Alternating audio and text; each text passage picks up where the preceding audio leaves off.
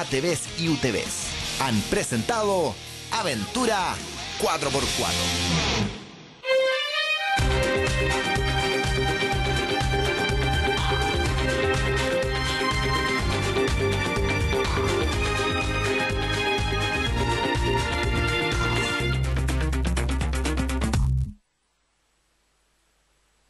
Estamos en la sala de lectura del Senado, en su sede de Santiago, para conversar hoy día en el penúltimo programa del ciclo Pensando Chile. El tema que nos reúne hoy día es migraciones. Es una palabra emergente sobre la cual empezamos a hablar mucho hoy día. Tal vez antes fue igual, eso no podemos saberlo.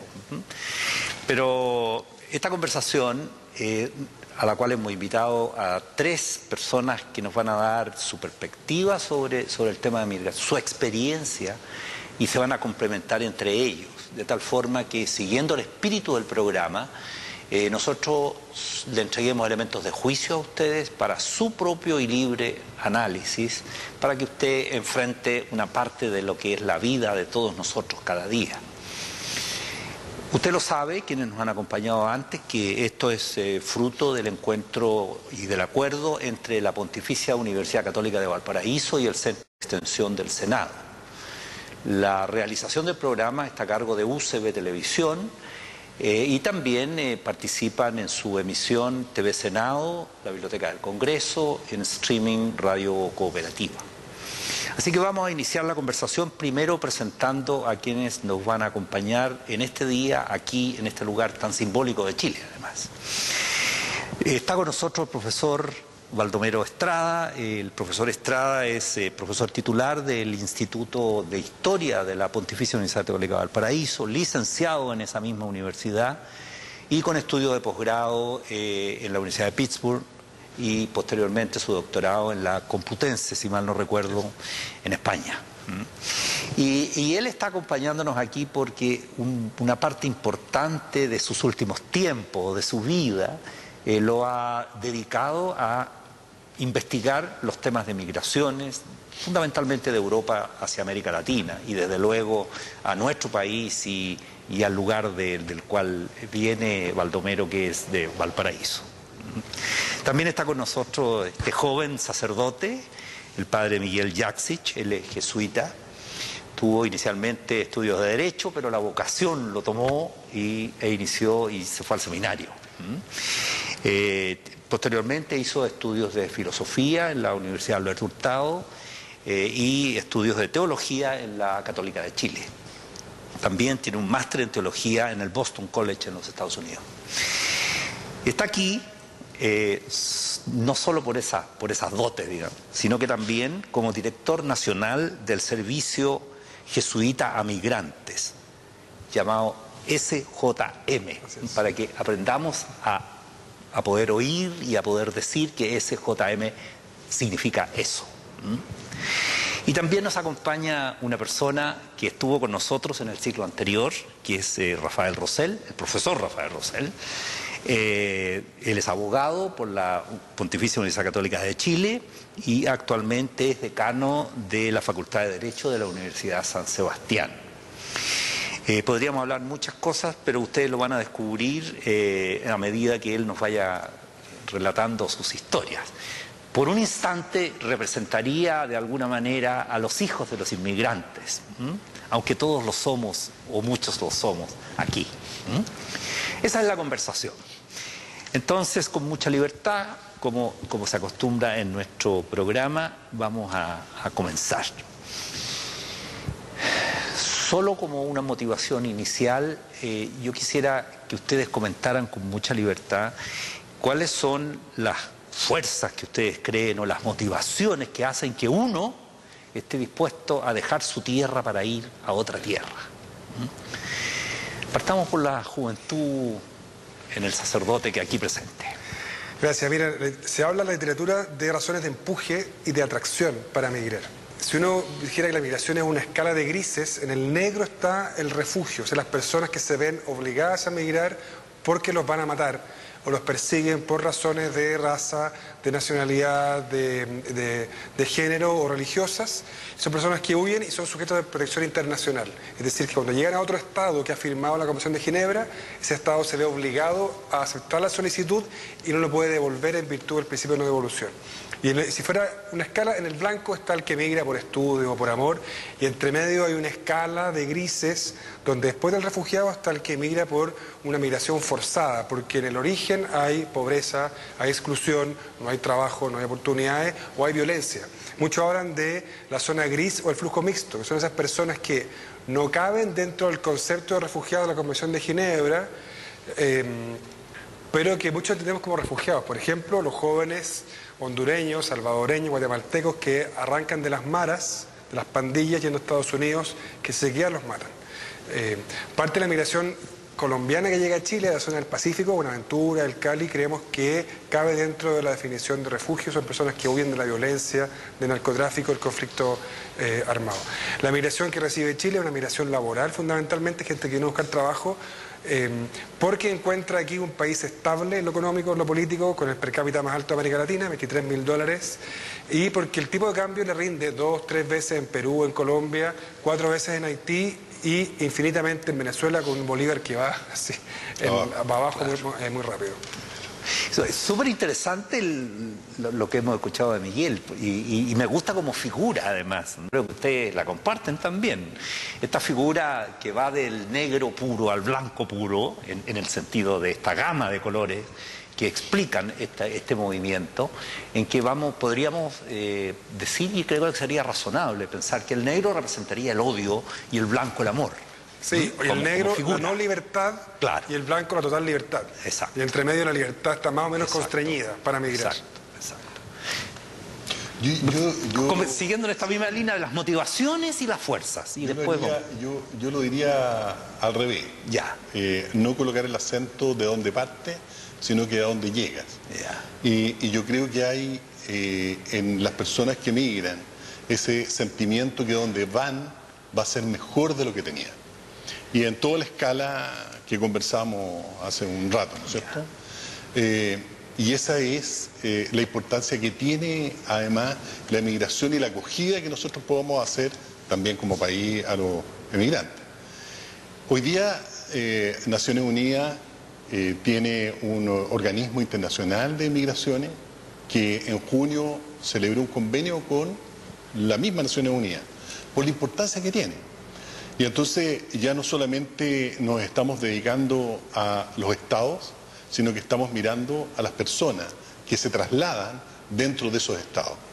El fenómeno de la emigración es un fenómeno global, no es un fenómeno que se produce en Chile nomás, ¿no? Hemos escuchado a algunos candidatos presidenciales que están muy entusiasmados con el tema, pero el tema es global. Hoy día la humanidad entera migra, como pasó hace muchísimos años, ¿no? Chile es producto de la emigración, Chile completa es producto de la emigración. Si nosotros creemos en algunas teorías históricas que dicen que los mapuches vienen de Argentina, ya tenemos los primeros migrantes hacia Chile, ¿no? Porque ellos tienen el baile del avestruz, según me enseñaba el profesor Gonzalo Vial. Entonces, si de allí parte la emigración en Chile, somos un país de migrantes. Y por lo tanto la motivación que tuvieron probablemente los mapuches y todos los que vinieron después es encontrar mejores tierras en el otro lugar donde van a llegar. Baldomero, profesor Estrada. Ya lo han dicho, no, pero casi todo, pero los complementos. Sí. Desde la perspectiva de lo que es el proceso histórico de las migraciones, se puede decir que la historia de la humanidad es la historia de las migraciones, por todo lo que hemos escuchado. Hay sí diferencia dentro de cada uno de los procesos a partir de la evolución que tiene la humanidad. Y por eso es que es muy complejo poder decir, mira, esta es la causa o estas son las causas, porque en determinados momentos son distintas. Por ejemplo, si nosotros nos detenemos en las migraciones de fines del siglo XIX, comienzo del siglo XX, vamos a ver que hay migrantes de 14, 15 años. Es decir, la decisión no la tomaban ellos, la tomaban los padres. Y hay toda una cultura de la migración, en el sentido de que hay pueblos enteros que migran. Ellos dan por hecho de que tienen que emigrar en algún momento, entonces es parte de su vida. Pero al revés, nosotros encontramos que el pueblo al lado no migra la misma cantidad de personas, a pesar de que tienen los mismos problemas. Y entonces, claro, tú te das cuenta de que esto de qué es lo que es un migrante es una situación muy compleja, en el sentido, por ejemplo, tú no puedes considerar que el migrante, pretender que el migrante es el prototipo del individuo, del pueblo al que pertenece. Porque si nosotros decimos, mira, la gente migra por problemas de trabajo, no todos los cesantes migran. Exactamente. No todos los cesantes migran. Es decir, ante similares problemas, las reacciones, las fórmulas de solución no son iguales. Y por eso se dice que el migrante tiene una característica que no tiene que ver con el capital cultural, no tiene que ver con el capital social, es una cuestión psicológica que difícilmente tú la puedes encontrar como un elemento distintivo del lugar de origen. Yo no puedo considerar que el migrante chileno representa al prototipo del chileno, a la sociedad chilena. Y eso es una situación que tú la puedes también proyectar hacia otros pueblos. De ahí entonces que el tema de la migración es un tema que, como se señalaba, es un tema que sí es global y que genera también toda una potencialidad y una energía dentro del ámbito al cual ellos afectan, muy interesante, que tiene que ver con todo esto de la diversidad, que tiene que ver con la riqueza que va adquiriendo la humanidad en términos de aceptación, y que efectivamente es un elemento que tenemos que ir asumiendo como algo que no es una cuestión circunstancial, es una cuestión que tenemos que entenderla como algo que tenemos que aceptarla, asumirla, y tenemos que prepararnos también para eso, porque no es solamente una cosa racional, no es racional solamente, ¿no?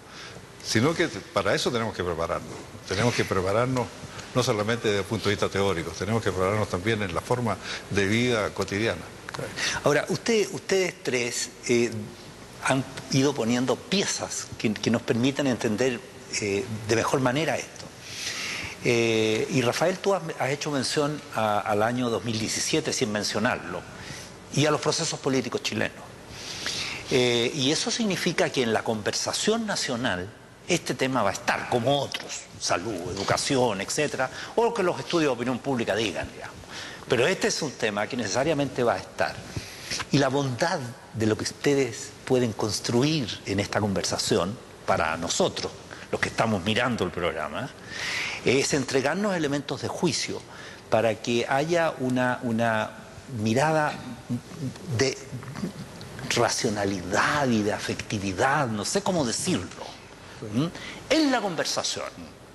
De tal forma que no caigamos en la simplificación, no estoy predicando, no caigamos en la simplificación, sino que por el contrario hagamos el esfuerzo de desplegar lo mejor de nosotros para que esa conversación sea buena para aquellos y para los otros. Esa es un poco la idea, lo que ustedes me provocan a mí al escuchar. Sí, mira, yo creo que la discusión que se ha dado en Chile, en la discusión política que de repente explotó de un día para otro, porque no es algo nuevo, para nosotros que trabajamos todos los días en esto, en varias ciudades de Chile, en la migración, de repente que explotara de un día para otro, fue bien sorprendente. La discusión se ha dado sobre un supuesto falso, una dicotomía falsa. Y la dicotomía falsa es, ¿la migración es un problema o es una oportunidad? ¿El migrante es un aporte o es un delincuente? ¿Puertas abiertas o puertas cerradas? ¿Ley garantista o ley no garantista? Es una dicotomía falsa por varias razones. Primero, porque Chile no está viviendo una oleada migratoria. No estamos llenos de migrantes y no es un problema. Chile está viviendo un proceso normal que vive un país de ingreso medio que convertirse en destino de migraciones. El promedio de migrantes hoy día en Chile es el 2,7%, en el mundo es el 3,1%, en Argentina es el 4,8%, en los países de la OCDE es del 13% para arriba. Es decir, tenemos cifras de migración bajas. Entonces, y lo segundo es que algunos creen que la migración hay que detenerla y controlarla.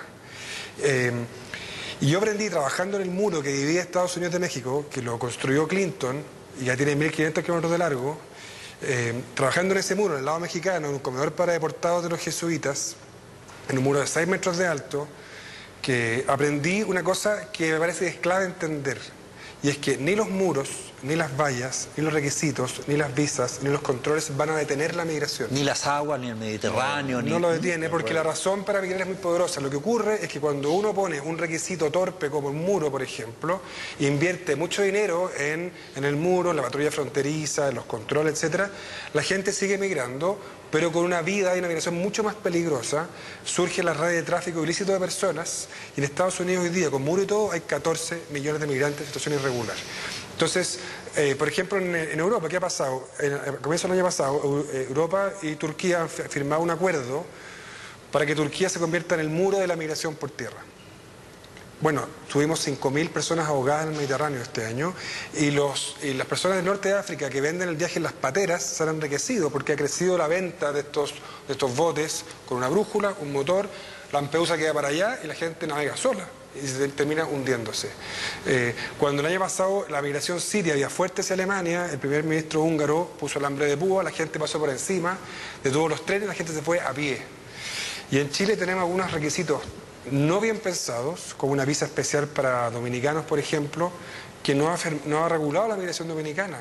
Ha crecido el tráfico de personas dominicanas, ha crecido el ingreso irregular de dominicanos y ha crecido el tráfico de dominicanos. Entonces, esta idea de que hay que controlar la migración, hay que pararla, hay que frenarla, es una idea muy ingenua. Y la segunda idea, que también es una idea peligrosa, y es que en otro polo la migración es un aporte, una oportunidad. Y una visión extremadamente liberal, porque así como uno quiere liberalizar el mercado de las cosas, también lo hacemos con las personas.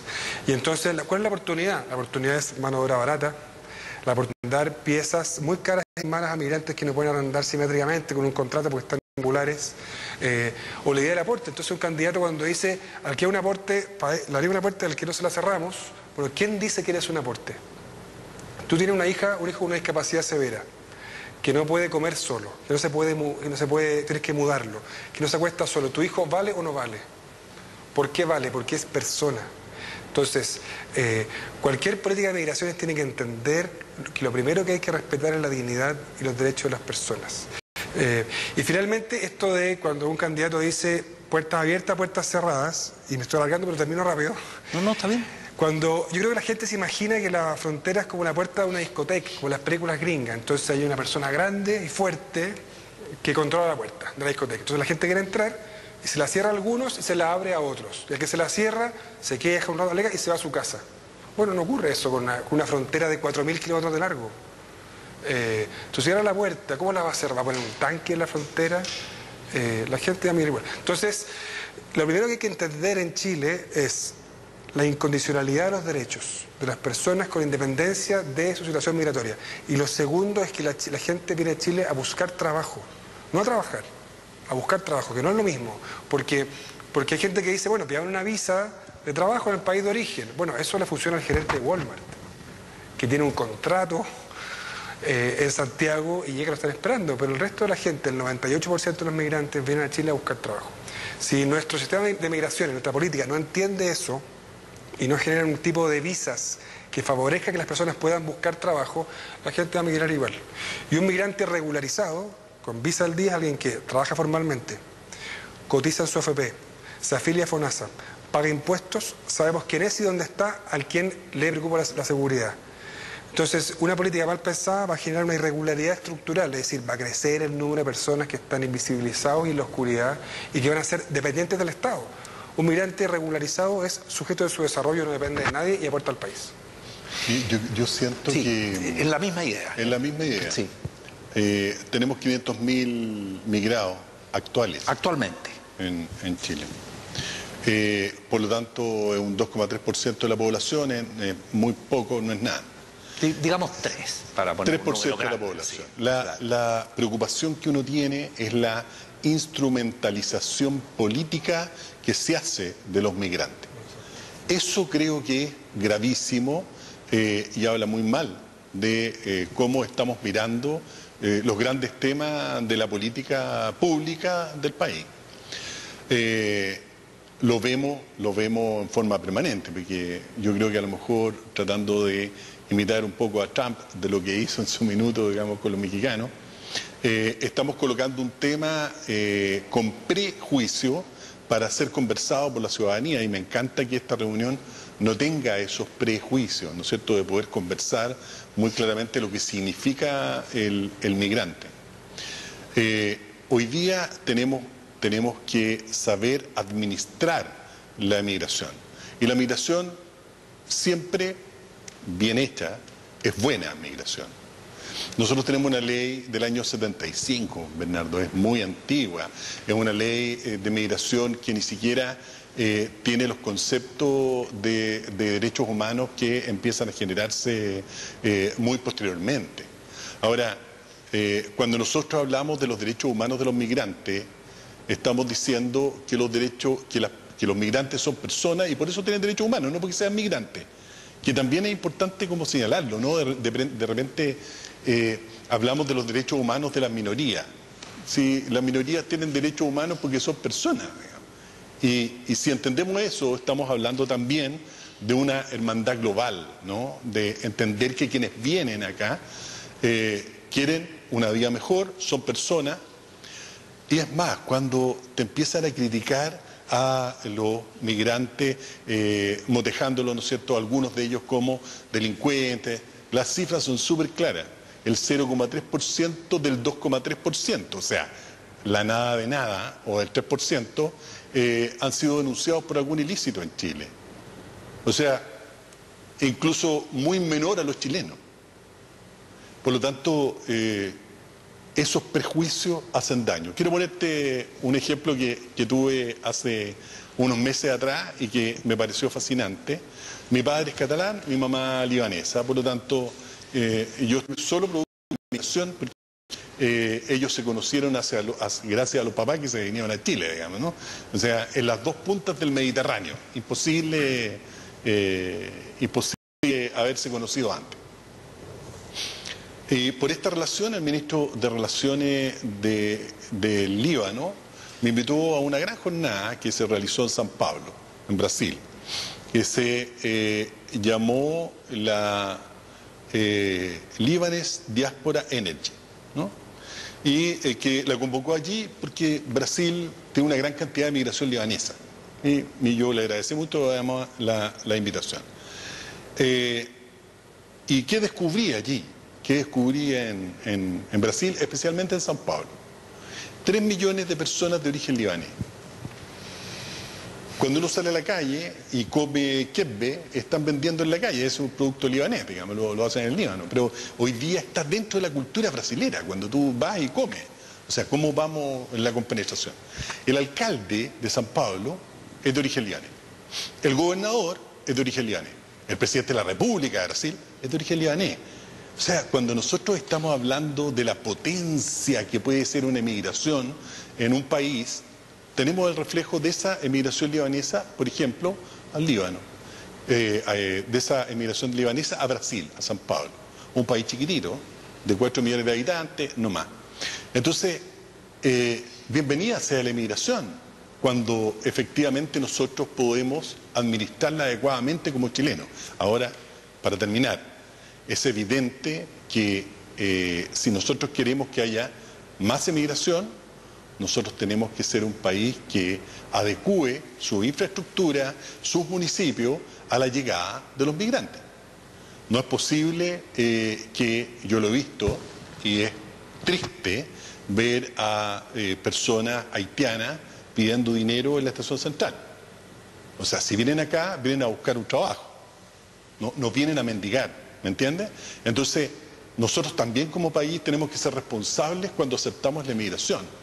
Tenemos que entregarles lo adecuado para que ellos puedan efectivamente vivir mejor de lo que vivían, ¿no? Nuestros abuelos llegaron acá con una mano adelante y la otra atrás, yo siempre lo he dicho así, y que no se diferencian mucho de los emigrados de ahora, ¿no? Tuvieron la suerte de estar en otro Chile, pero hoy día es necesario que nosotros cumplamos nuestra obligación si queremos efectivamente emigrar. Cuando te escucho, vuelvo a insistir sobre lo anterior, o sea, es la contribución de ustedes con la palabra que están dando a la conversación, de tal forma que de pronto afirmaciones nuestras que para también lograr la apertura en la conversación, porque una persona te puede escuchar a ti y puede decir, claro, es una declaración fácil, ¿te fijas? te puede mirar desde el otro lado. Ese es el juego que estoy haciendo contigo. Por supuesto. Digamos. Entonces uno tiene que ver de que esa conversación que va a venir se entienda en su complejidad plena, como lo dice el padre, que es lo que está detrás de su planteamiento. De tal forma que sea una conversación que, voy a usar una palabra que puede ser indebida, pero que tenga una eficacia. La eficacia no es un pecado, ¿no es cierto? La podemos usar y buscarla, ¿no es cierto? Entonces, en esa línea. Baldomero, ¿tú puedes contarnos de tu experiencia en investigación concreta, así, un resumen brevísimo de ella y de casos que están vinculados a la conversación que estamos escuchando? Bueno, como decía anteriormente, el tema de la migración es muy complejo por todo lo que estamos viendo. Como yo decía en un momento, el migrante llega acá por una decisión familiar, hoy día hablamos de refugiados, hay migrantes que tienen una serie de problemas al margen de lo que puede hacer la situación del país que los acoge. Es decir, cada caso, es por eso que las teorías nunca nos sirven para enfrentar una situación. Justamente cuando queremos estudiar un caso determinado, nos damos cuenta que falla la cosa porque cada caso es un problema diferente o tiene su arista y sus particularidades, peculiaridades que hacen difícil poder enfrentar esto de una manera tan general. Y entonces, cuando nosotros hoy día tenemos conciencia, por lo que se está diciendo aquí, de los problemas legales, por ejemplo, ese es un tema, pero no es el principal, es un tema importante sin duda, pero por un cambio de la ley, porque tengamos una ley hoy día no vamos a solucionar el problema de raíz. Hay un problema social allí de nuestra... Claro, nosotros de repente exacerbamos lo que significa la presencia de los migrantes. Sabemos, tenemos muy claro que en verdad son muy pocos. Chile no es un país de inmigrantes, pero tampoco estamos preparados y nunca nos hemos preparado para eso. Y por eso es que es importante que haya una actitud en la misma educación de nosotros para asumir esta diversidad. Porque como te digo, la ley no es tan difícil de hacer. Sí, es un tema cultural. Tenemos que, nuestros hijos, nosotros podemos asumir muchas cosas racionalmente. Yo te puedo decir aquí, mira, yo no discrimino. Te lo digo aquí, pero salgo a la calle y tengo una actitud discriminatoria con cualquier persona de color. Se prueba en los hechos, no en las declaraciones. Claro, hay un tema de visibilidad, ¿no es cierto? Claro, o sea, parece muy visible. Tú dices, pero si ahora está lleno de negro, dices, ¿qué significa lleno de negro? ¿Viste dos? Claro, lo que pasa es que no está acostumbrado a ver negro, entonces ve dos y piensa que está lleno de negro. Y no es así. Entonces, claro, él asume que es así y transmite una cosa que es irreal. De hecho, el debate empieza a ocurrir cuando la PDI publica en el Mercurio la proyección del ingreso de haitianos para el próximo año en 48.000, 42.000 este año, y ahí empieza a surgir el tema por la preocupación afrodescendiente, porque el año 2005 había 60.000 argentinos en Chile, en la comunidad más grande, más que los peruanos, y nadie está nervioso. Mira, la CACEN que mide la pobreza multidimensional, la del 2015, la pobreza se mide monetariamente en Chile por ingreso y también multidimensionalmente. Y la CACEN mide 5 dimensiones: vivienda, salud, trabajo, educación, y agregó la última medición, cohesión social y redes. Y la CACEN muestra cosas muy interesantes. Muestra primero que los migrantes tienen 12,5 años de escolaridad versus 10,8 los chilenos. Están más escolarizados. Y sin embargo exhiben casi 3 puntos más de pobreza multidimensional y una informalidad laboral muy alta en el norte del país. Entonces, hay índices de discriminación alto. 23% de los migrantes dice que ha sido discriminado en Chile. Esa cifra sube a 37% en Antofagasta, sube a 50% en los colombianos y a 63% en los dominicanos. O sea, ¿importa la corriente migratoria para la respuesta? Importa porque justamente los dominicanos y los colombianos son los que más dificultad han tenido para ingresar a Chile. Pero lo que te quiero decir es lo siguiente: si están más escolarizados y son más pobres, la pregunta es ¿dónde está el problema? ¿Está en el migrante? No. Está en que nuestra política pública hace todavía engorroso y difícil el proceso de inclusión social y laboral del migrante, y como dice Baldomero, la ley resuelve los derechos fundamentales y después la gestión de la residencia, las visas, el ingreso, el egreso y las expulsiones. Pero todo el resto del acceso a los derechos sociales y a lo intersectorial se resuelve de otra manera. De hecho, en el proyecto de ley original se hablaba de un Servicio Nacional de Migraciones, un órgano del Estado empoderado, capaz de gestionar una visión más articulada del Estado, pero lo están retirando ahora porque vale mucho dinero. Entonces hay un problema primero de renovar nuestra política pública y hacerla más eficaz y más rápida, que tiene temas de forma y de fondo, y no voy a alargar en esto porque tenemos, pero solamente decir que un problema de forma es, no, de fondo, es que sujetamos el acceso a los derechos a un trámite administrativo. En el caso de los adultos, a tener un contrato. Tú tienes un contrato, te dan un trabajo, un contrato, accedes a la visa y tienes derechos. Y en el caso de los niños, por ejemplo, a un RUT. Hoy día tú no puedes negar la matrícula de un niño, pero para que se matriculara se les da un RUT con un número 100, un RUT ficticio, que te permite que se matricule, pero le impedía acceder a la beca de almuerzo de la Junaed, al computador, a pasar de curso, a la BCU, a un montón de cosas más. Son los 100 millones. Los 100 millones. Entonces nosotros hemos metido presión, eso cambió, y ayer se empezó a hablar de un IPE, un identificador provisorio escolar, que es un número todavía ficticio y provisorio para que el niño pueda inscribirse, matricularse, pasar de curso, tener los derechos, pero todavía distingue el niño extranjero del niño chileno. Nosotros, ¿qué decimos? Una matrícula, un RUT definitivo y una visa, por el solo hecho de ser niño, con independencia de la situación de sus padres y lo migratorio y lo económico. Eso es lo fundamental. Entonces hay un nudo que resolver de fondo, pero hay otro problema más, que tú lo mencionabas, que no es solamente cambiar la política pública, sino es que la migración hace saltar muchos tapones de nuestra cultura y nos muestra, por un lado, acogida, hospitalidad, solidaridad, pero también hace saltar el clasismo, el racismo y la dificultad de la diferencia. Entonces,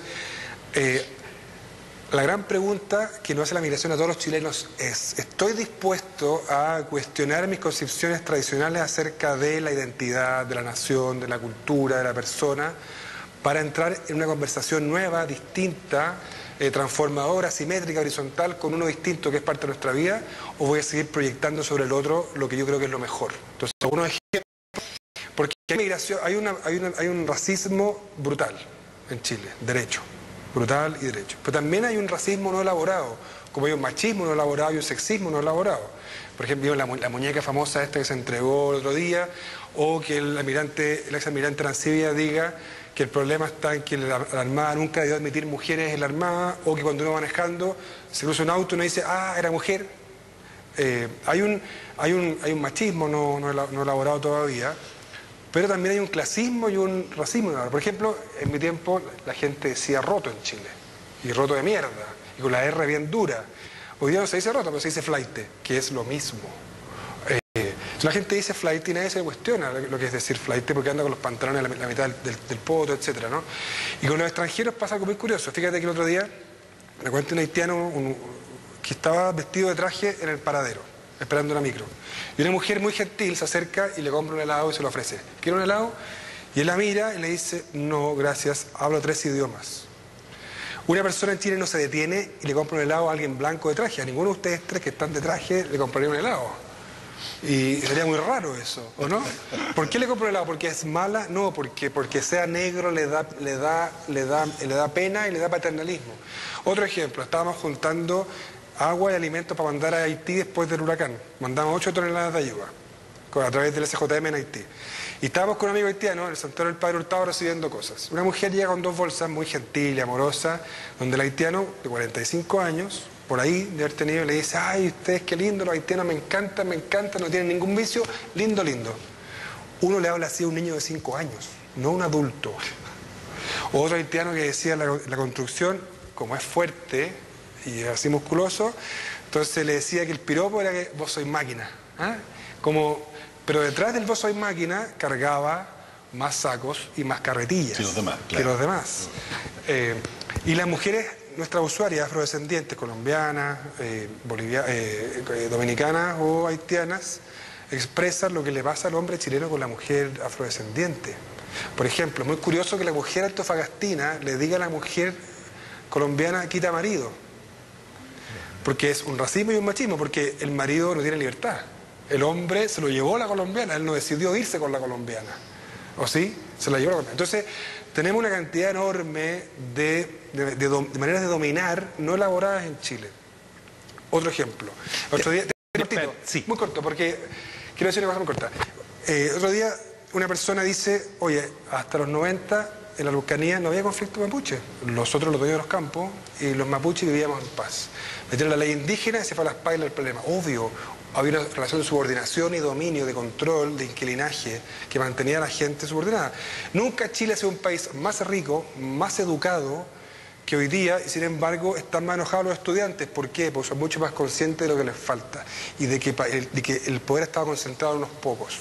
Quiero decir con esto solamente que el conflicto nos hace bien, porque hace destapar formas de control y dominio que la migración nos está mostrando de nuevo. En todo caso... Espérate, sí. vamos a detenernos un par de minutos y vamos a retomar el tema. Volvemos de inmediato. Todos los días tu cuero cabelludo es maltratado por el calor y la contaminación. Esto puede agravar la